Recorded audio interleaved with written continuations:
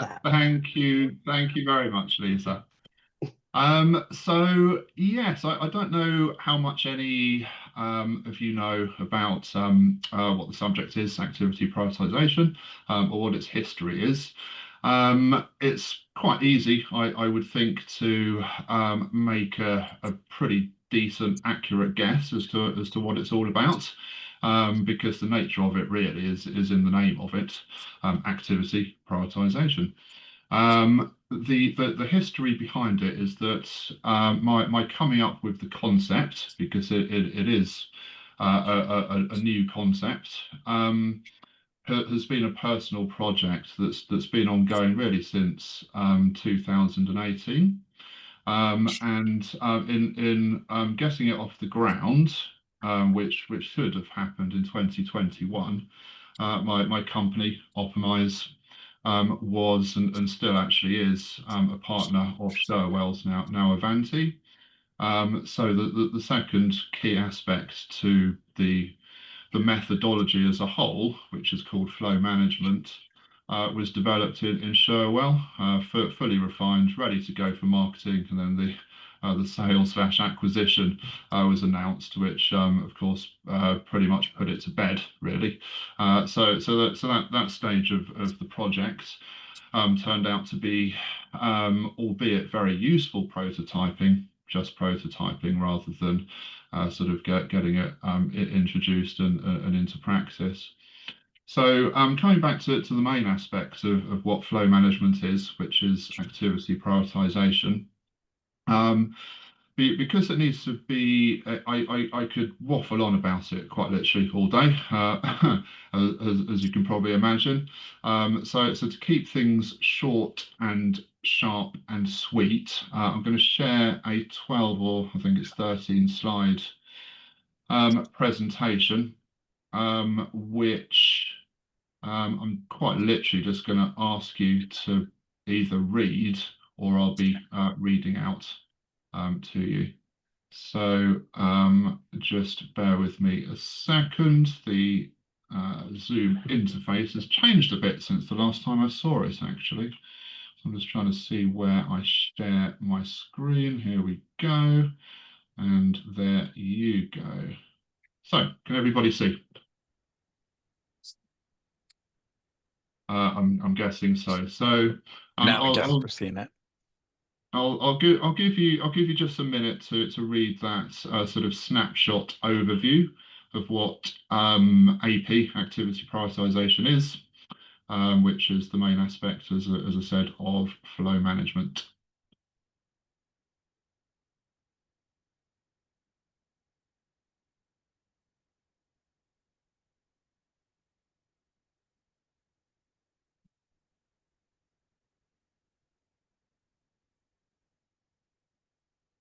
Right, I'll look for nods to see if we're all there.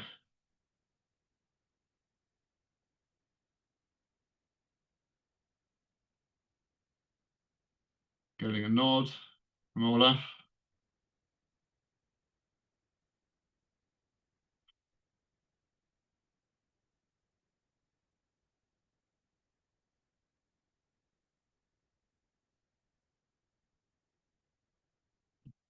Okay, I'm gonna move on to the next slide. So it's incredibly straightforward, is AP. All that's required is consistent status management, not sporadic status use. Use as is common generally in standard practice. And then quite simply, with all tickets organised not by ticket age, but by the progress by field, to work from the top down, which is essentially how tickets are usually covered currently without the benefit of activity prioritization, just in a much simpler way, because it's a case of picking off one after the other without any question as to what to look at next. So timeliness is achieved in all ticket situations aligned to an organization's own standard for how support will be experienced. There are 5 types of activity prioritization. with one chosen depending on a tool's configuration and capabilities. Um, the um, the type of AP that we just looked at is standard AP, and it works by, and I'll just again read this out. On each status change, a ticket's next step progression activity is configured with precise timing that's appropriate for the specific ticket situation, timing that's standardized during service design. So tickets are then ordered by the progress by field rather than ticket age, so that support becomes highly organized, simply flowing from the top down. New tickets emerge with the timing schedule progression of all older tickets. And without it, as I'm sure you'd probably all agree, if you've ever received support or worked in providing it, support is extensively disorganized. So AP flips the status quo on its head. And what's the closest we've got to this so far? I see that Matt's joined. You're gonna like this probably, Matt. So Matt introduced me to the fact that Invigate actually has functionality which isn't being sort of shouted about by the company's marketing team. And it's quite well, it was quite difficult for me to find it. I looked again yesterday and actually couldn't find the bit that showed me that in fact the functionality it is there. But Invigate does have functionality that gets quite close. So for added, and correct me if I'm wrong, Matt, you might need to pipe up on this. I think there's functionality whereby for any status that's added to the Invigate tool, what's effectively a progression threshold can be set that triggers a warning if the threshold is breached, which is essentially jeopardy management. I'm getting a nod from Matt, so I think I've got that right. And in the tool, probably tickets can be ordered by their status progression threshold, i.e. by what triggers the warning. And that's actually what's required for AP. But AP has one operational requirement and one enabling functional requirement that's always missing. The operational requirement is consistent status management, and the functional requirement is a full set of 12 meaningful ticket statuses that together reflect everything that can happen across a ticket's life cycle. Without the full set, consistent status management isn't possible. But with it, it becomes operationally compelling, and the AP transformation happens. And so my interpretation, I'll be looking for Matt's reaction on this again, he's nodding, is that with organisations always relying mainly on just the generic new and in progress statuses, these requirements are missing in use of Invigate, so the feature can only have limited use and benefit. So this summary is where we are in the status quo, essentially. So certainly in my view, sports always needed best practice methodology, not just a framework alone. With so many operational requirements and support needs detailed methodology for how it can function well. With the ITIL framework alone, sports focused on the wrong thing. It's focused on tickets, not activity. And this is where we are. So in that graphic, which I'll give you a few seconds to take in, that is a summary of lack of guidance in the process.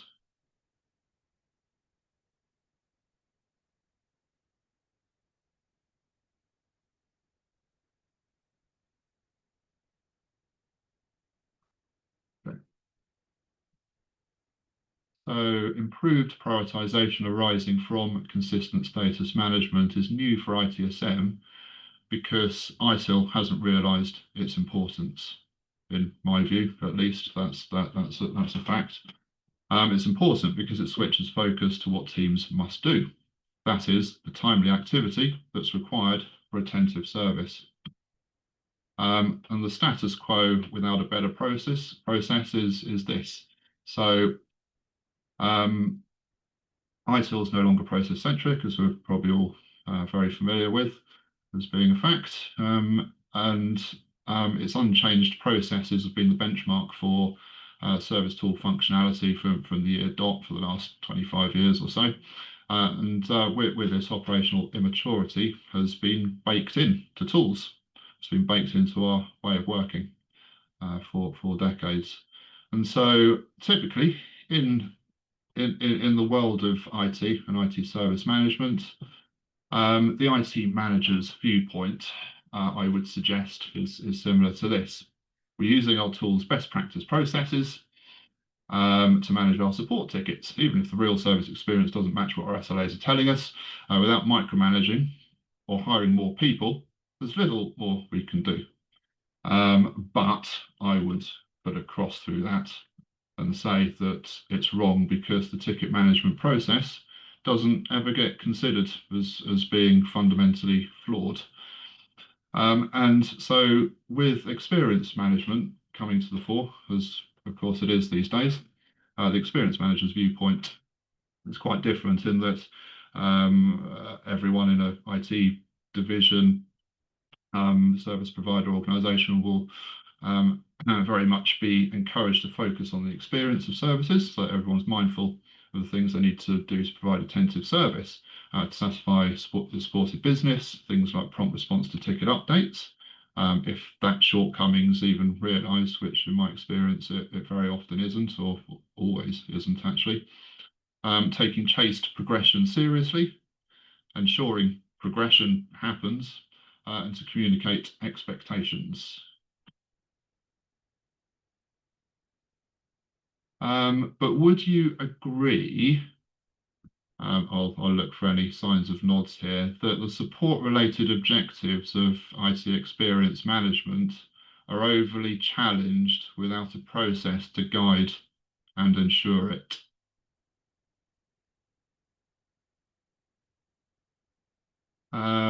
That's certainly my view. ITIL standard practice only guides a first response, nothing beyond at all. Without activity prioritization, support professionals must somehow overcome the lack of guidance for what's actually not 12 but 21 support situations that frequently arise in every organization. You can find out what many of them are by looking into what flow management is in your own time. It's all up on the Optimize website. With a process that has gaping holes in it, teams can only really muddle along when it comes to aging tickets.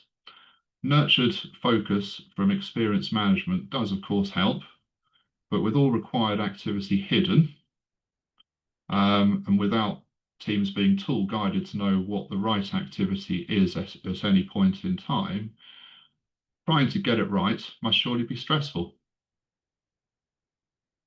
So it's not something that's spoken about, but in my putting myself into the shoes, having worked in support at the coalface for most of my working life, I'm certain that must be the case.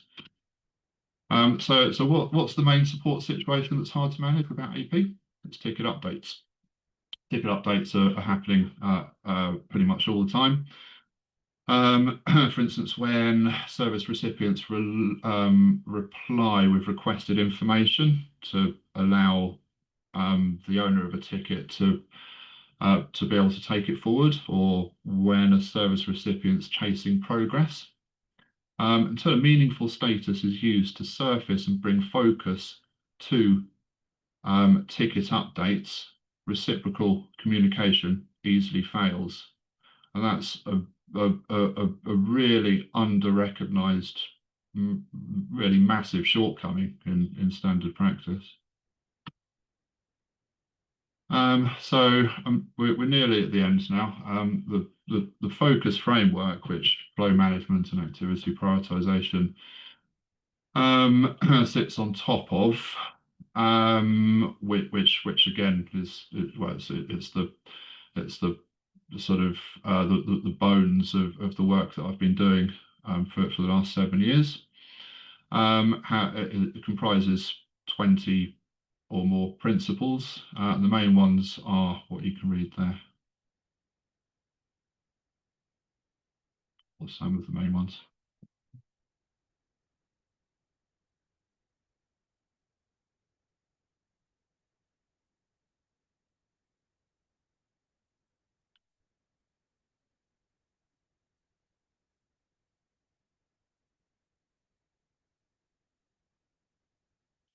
Okay. So does that mean that when a meaningful status is used to bring focused attention to ticket updates, which is a basic form of AP, that conversational communication in IT support is fixed? The answer is actually no, because the most common ticket-based conversation is when more information is requested from the person who needs support, but it's not always received, i.e. the service recipient doesn't always even notice that they've been asked for more information, so the requested information doesn't come back. But the support team so the support team must ensure it, but certainly in my experience, because of process shortcomings, ordinarily we don't. So that's it. Hopefully that gives you a pretty good understanding of what activity prioritization is about and where it sits within the broader context of flow management. And yeah, that's all I have to introduce.